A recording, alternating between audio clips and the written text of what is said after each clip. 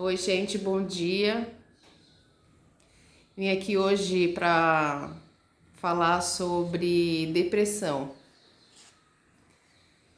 Bom, eu tô aqui com esse pano de fundo, né? Essa imagem linda do leão. É uma canga, eu comprei na praia e coloquei na parede como um quadro. Ficou lindo, eu achei lindo na minha sala. Meu sofá é preto, eu acho que deu um colorido bem legal. Bom, mas vamos lá. A gente vai falar sobre depressão, né? Depressão já há um certo tempo, né? Já vem falando sobre isso, já é reconhecida como um tipo de enfermidade, né? Paralisa muitas pessoas, outras pessoas nem tanto. Elas têm sintomas depressivos, mas elas continuam levando a vida. Outras não, né? Elas ficam acamadas, precisam tomar medicamentos, às vezes mais um tipo de medicamento, não consegue trabalhar, não consegue levar uma vida cotidiana, né? Não é nenhuma vida normal, é uma vida cotidiana, não consegue desenvolver as suas atividades que tem vontade, estudar, trabalhar, ter convívio com outras pessoas, né? Eu comecei, reconheci assim que tinha sentimentos diferentes, eu tinha 15 anos, né? Então, com 15 anos, eu já notava que eu tinha sentimento diferente de algumas pessoas. Eu tinha dores assim internas de sentimentos que eu tinha, de emoções que eu não conseguia resolver, eu não conseguia nem entender porque eu sentia, né? E isso eu também, apesar de sentir, eu também não expressava, né? Então eu estudei normal, terminei, fiz magistério, eu terminei os estudos, tinha um convívio que eu acho que normal com as pessoas. E algumas pessoas notavam em mim, falavam: "Nossa, você, quando a gente olha assim para você, mesmo quando você tá rindo, parece que você tem um olhar tão triste". E a dor da depressão, daqueles sentimentos, daquelas angústias, daquelas dúvidas que a gente tem quando tem depressão, ela é tão viva, ela é tão forte que parece que a gente pode tocar a dor. E durante muito tempo a gente escutou as pessoas falando: "Ah, isso é falta do que fazer, isso é preguiça, isso aí é a pessoa que quer se fazer de vítima".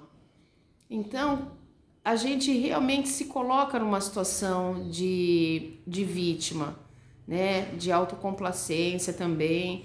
A gente justifica muito dos nossos erros porque a gente tem um sentimento escondido, guardado lá dentro que dói e a gente não expressa e a gente não cuida ou expressa e é criticado. Lidar com uma pessoa que tem depressão não é fácil, porque se você não critica, se você não confronta, ela se sente afagada, guardada naquele sentimento de dor, de raiva, né? Aquela montanha russa que passa dentro da gente. Mas se você critica, a pessoa se coloca dentro de uma caverna, não sou aceita, não respeita a minha dor. Então é algo assim muito intenso, né? Desencadeia outras formas aí de outras doenças, né? As pessoas têm problema no cabelo, problema na pele, problema na fala, problema no desenvolvimento. Não é uma enfermidade simples, né?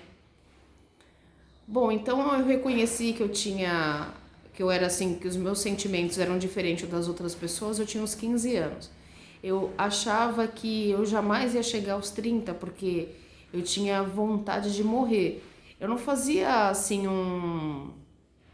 como vou dizer, um planejamento para morrer, né? Ah, eu vou fazer isso, eu vou me envolver com coisas erradas porque eu vou morrer mesmo, ou planejar algum tipo de suicídio. Eu queria desaparecer.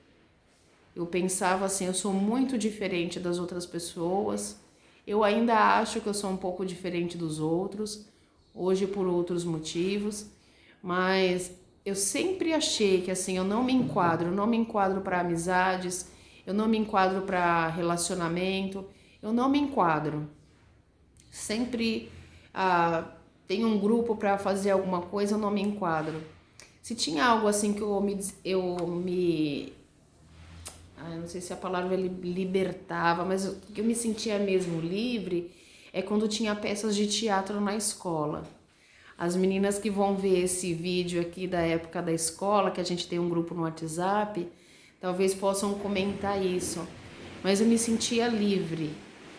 Se tivesse que dar uma risada muito alta, se tivesse que correr, se tivesse que me empenhar naquilo, eu era totalmente livre naquele momento. Aquele personagem era bom para mim, eu não precisava olhar para mim, eu podia ser o personagem naquele momento. E ao mesmo tempo que eu estava me dedicando àquele personagem, eu estava sendo eu. Eu estava sendo eu. Se o personagem fosse mal, eu externava toda aquela maldade, aquela coisa de ira, de raiva que tinha dentro de mim, né? E eu realmente me sentia assim liberta fazendo o personagem, né? A gente fez bastante teatro porque a gente fazia magistério, né? E eu sempre discriminei crente. Ah, não, crente não. Eu fazia muita chacota, muita brincadeira, sem graça, desagradável, e eu me divertia com isso. E as pessoas que estavam perto de mim, que também não gostavam, por algum motivo, repudiava, ria também. E eu sempre fui levando esse pensamento aí de não gostar, né, de crente, evangélico. Tanto que eu me converti aos 40 anos, que se há algo assim que eu realmente me arrependo na minha vida, é de não ter me convertido antes, né? De não ter conhecido esse amor assim de Jesus que preenche. Então hoje eu vim falar para você que tem depressão. Eu não vim pregar a placa de uma igreja, vim falar sobre Jesus. Eu não tenho como falar sobre um medicamento, sobre uma terapia, sobre livro de autoajuda. Eu tentei tudo isso, nada foi bom para mim. Eu também não quero falar de outras religiões, porque eu quero respeitar a crença de cada um. Também não quero falar de uma placa de igreja, de uma denominação, para não ser justo com um e injusto com outros, né? Mas eu frequentei várias denominações, eu frequentei vários tipos de religiões, kardecista, candomblé, esotérico, né? Confiar naquela leitura do signo, porque o meu signo, então eu sou assim, porque eu tenho tal signo, né?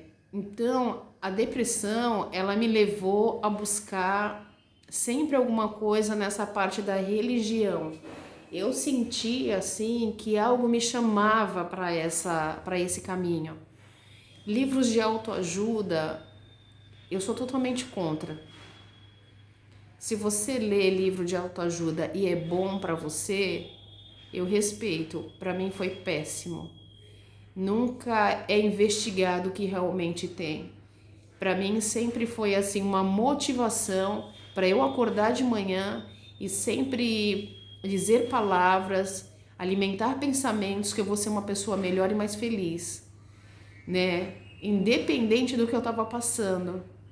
E com Jesus não foi assim, né? Quando eu comecei a igreja, eu lembro da primeira palavra que estava sendo pregada para um rapaz muito jovem. Eu já entrei criticando quando eu vi o pregador de tênis e camiseta. Eu falei, meu Deus, esse rapaz não sabe nada do que ele está falando. Eu chorei todo o culto enquanto ele pregava, todo o culto. Ele falou sobre Jonas. Jonas, que Deus mandou ele fazer um caminho e ele não quis fazer aquele caminho, ele foi fazer outro. E por causa disso, Jonas sofreu consequências, né? Ele entrou num barco e num navio, e aí começou várias turbulências no mar, e eu identificava todas essas turbulências de Jonas com as escolhas que eu fiz, com a depressão que eu tinha, e eu não tinha resultado, Parecia que algo era assim muito temporário. Eu tinha assim ai, tipo comer uma bala, aquele doce do momento, mas efetivamente passava. E eu pensava, até quando eu vou ficar olhando para mim no espelho e falando palavras de autoafirmação? Sendo que lá dentro eu tô sofrendo, eu tô olhando, eu tô interpretando uma coisa que eu realmente não sou. Eu nem acredito nessas palavras. Porque o que eu sinto, o que eu vivo não é isso. Então, quando eu comecei a conhecer Jesus, quando um dia eu tomei essa decisão, que, gente, tudo na nossa vida é decisão, né? Hoje eu tenho entendimento que todas as vezes que eu fui em outras religiões, sentindo que alguém me chamava, hoje eu tenho entendimento que Jesus me chamava, mas eu não tinha clareza de que era Ele, até eu conhecê-lo, até eu ler sobre Ele. Quem é esse homem? Que esse homem não foi, ele está vivo. Quem é esse homem? Quando eu conheci na Bíblia, o que eu não conhecia em outros lugares, que somente ali um homem foi para a cruz por causa dos meus pecados, que eu deveria ir. Um homem que era santo se fez maldito por mim. Eu falei, meu Deus, que amor! Quando eu li que Deus amou tanto o mundo que deu o seu único filho, eu não olhava para esse versículo como aquilo que Deus deu, né? Nossa, quem daria o próprio filho? Eu nunca olhei para esse versículo assim. Eu olhava para esse versículo como uma atitude. Um Deus que tomou uma atitude. Então eu falei, eu quero copiar isso. Eu quero ser igual. Eu quero tomar uma atitude também.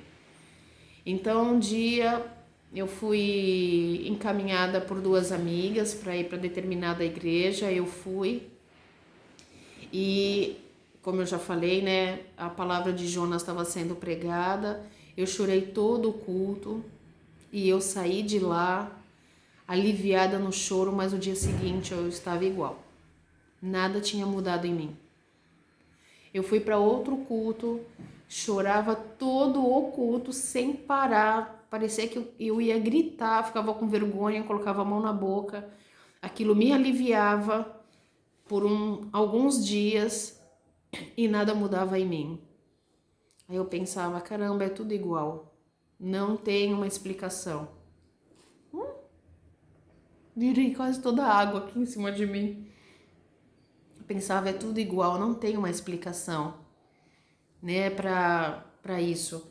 É como toda e qualquer religião. Vai ser assim.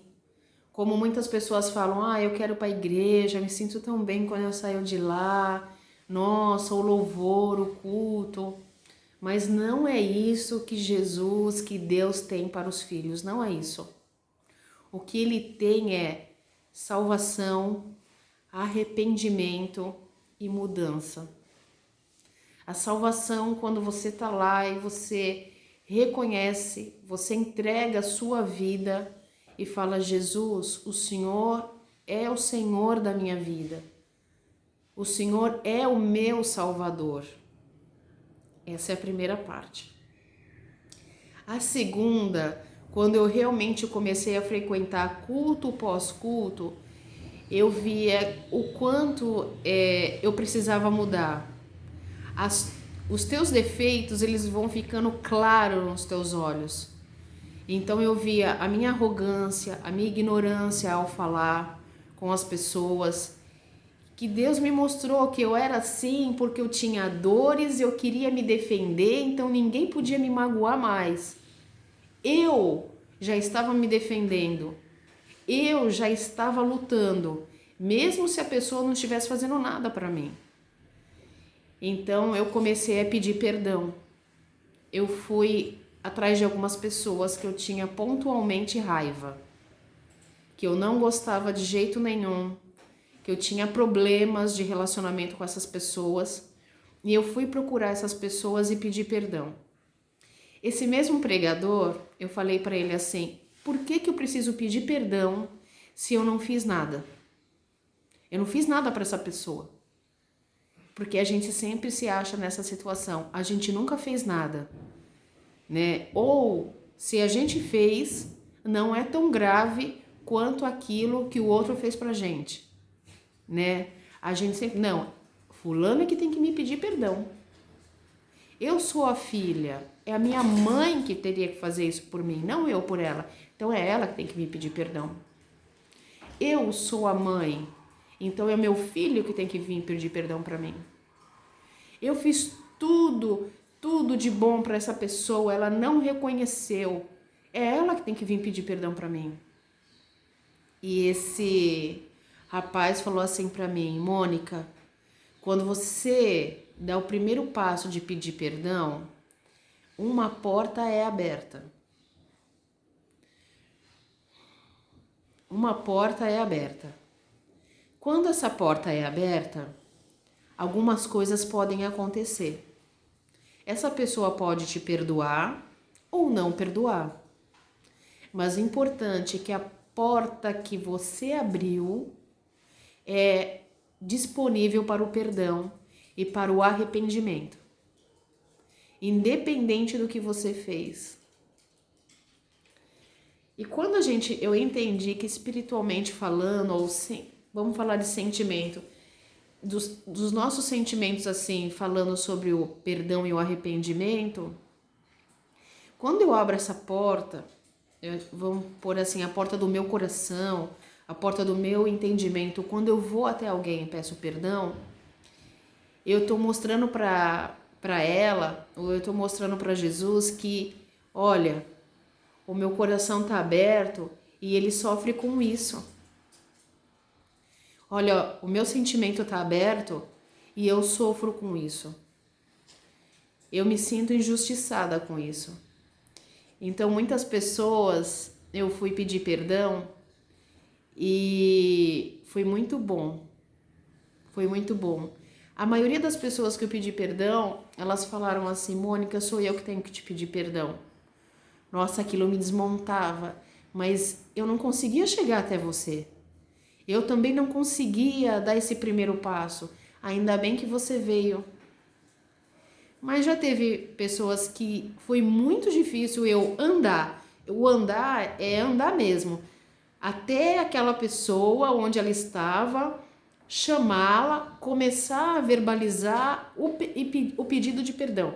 E quando eu acabei de falar, porque eu não sabia nem como pedir, então eu falava assim: agora eu conheço Jesus, ele fala algumas coisas comigo, eu quero me livrar de algumas dores, de alguns pecados, então eu tô te pedindo perdão.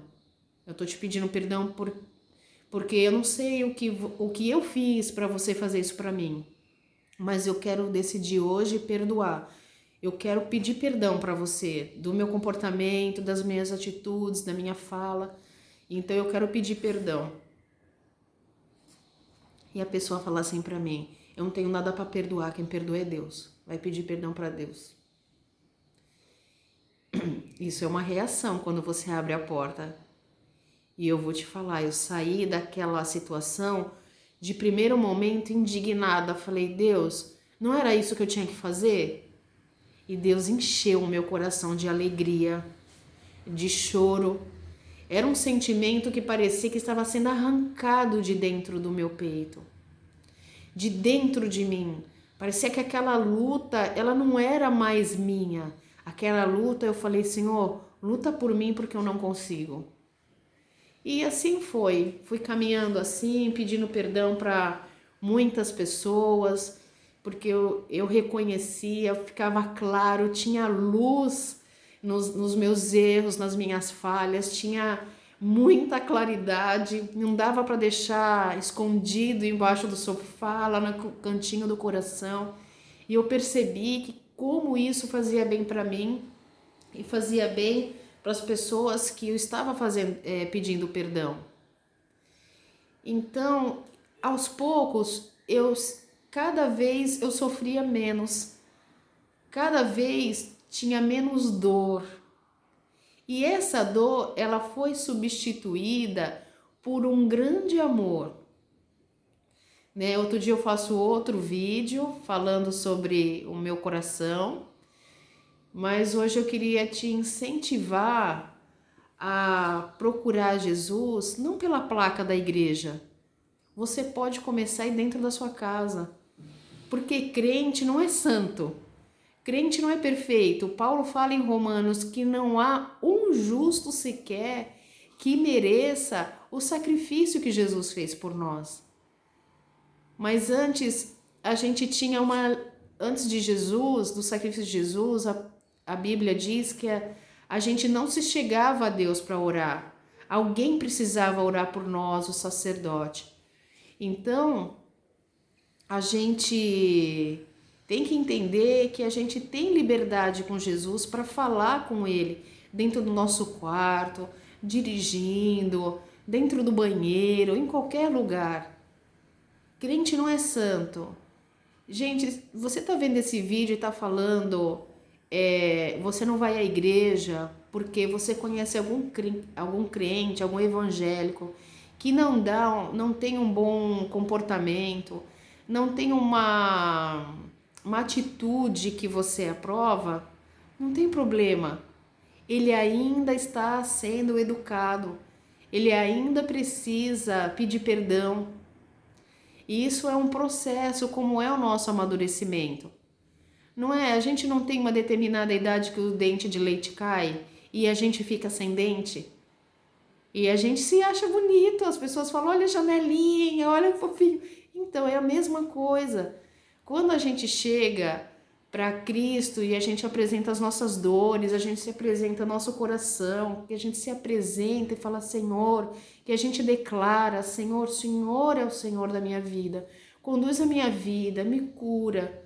A palavra diz que pelas pisaduras de Cristo nós somos sarados, que a gente verbaliza ao Senhor isso, a nossa vida muda.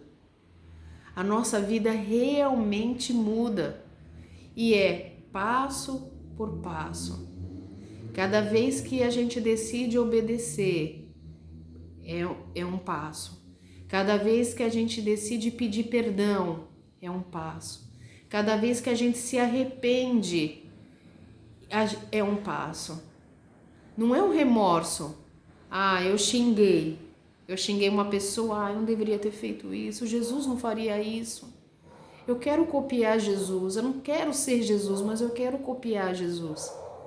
Né? A palavra Jesus fala, pegue a sua cruz e me siga. Então a gente tem uma cruz, né? A gente tem coisas para passar aqui, mas nem sempre as pessoas têm amadurecimento para entender o quanto a gente tem inveja, o quanto a gente é orgulhoso e não consegue pedir perdão, o quanto a gente é irado, o quanto a gente sempre quer ter razão, né? O quanto a dor da nossa depressão é grande. Ela é grande, mas ela é pequena diante de Jesus. Eu nunca mais tomei medicamento, eu nunca mais entrei em profunda tristeza. Eu sempre quis buscar essa face maravilhosa, adorar, saber mais dele. Gente, eu comecei a ler a Bíblia porque eu duvidava do pregador. Olha o nível que eu era. Ele estava pregando aquilo, eu falava, esse cara tá falando, não tem a ver.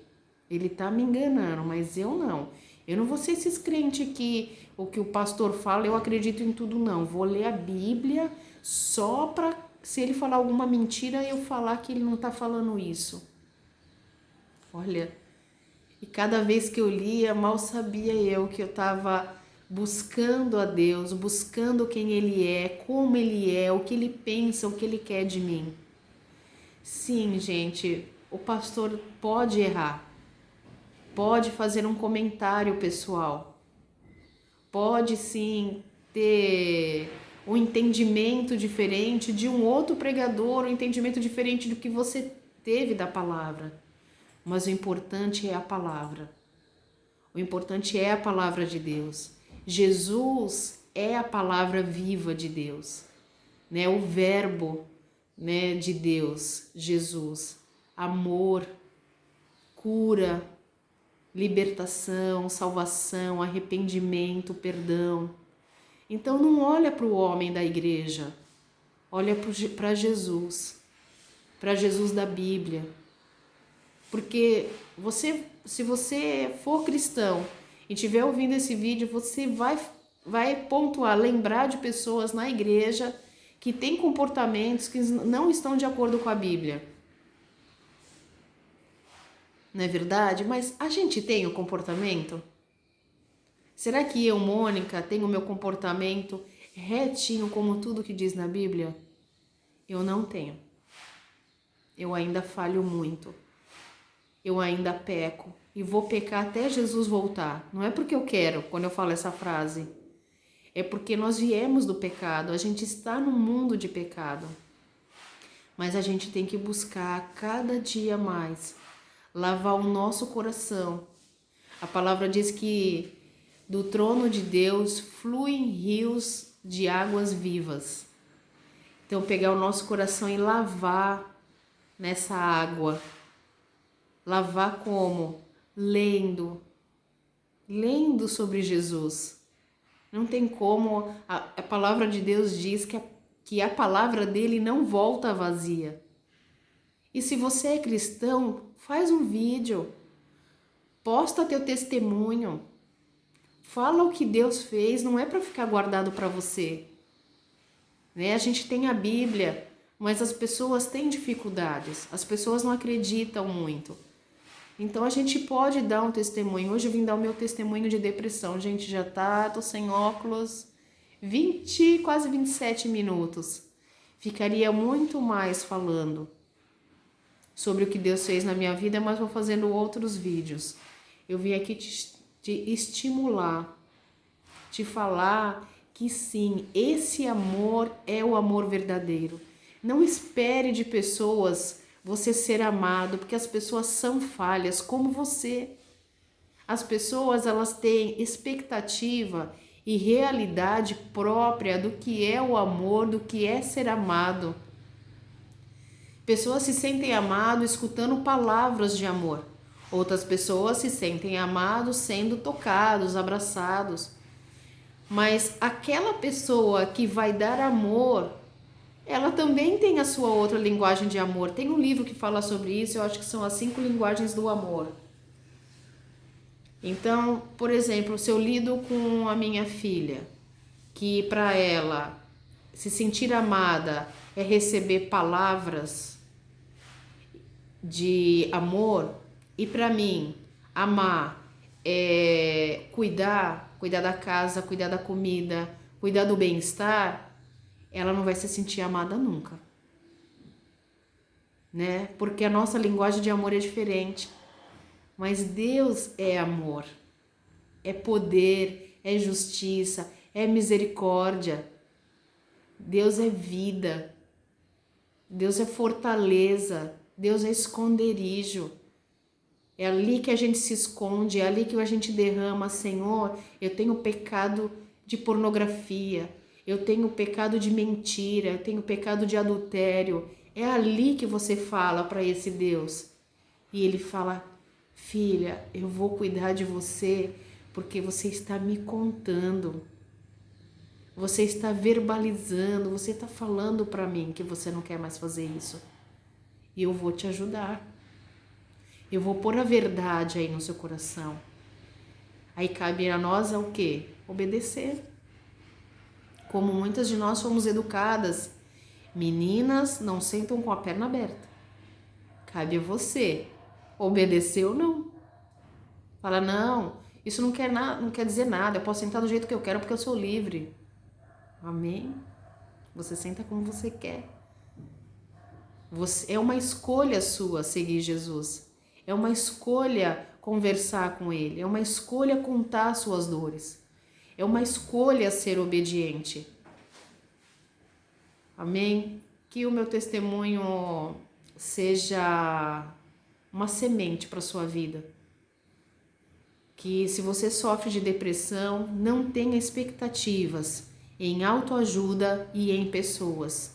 Tenha expectativa somente nele. Somente ele é leão. Somente ele é o leão da tribo de Judá. Somente ele é Deus. Somente ele foi para a cruz. por causa dos nossos pecados. Tá bom? Faz uma experiência. Começa a conversar com Deus do seu jeito. Eu quero encerrar esse vídeo fazendo uma oração bem breve, que eu não vim aqui para fazer uma propaganda nem minha, nem de placa de igreja. Eu vim aqui falar do que Jesus fez na minha vida. Eu vim aqui fazer uma parte só, falar só uma parte de tudo que ele já fez. Que o Senhor me dê oportunidade para falar mais e que esse meu testemunho seja como uma semente para você, para te empolgar, para te, pelo menos hoje você ter uma conversa com ele. Tchau, gente. Obrigada.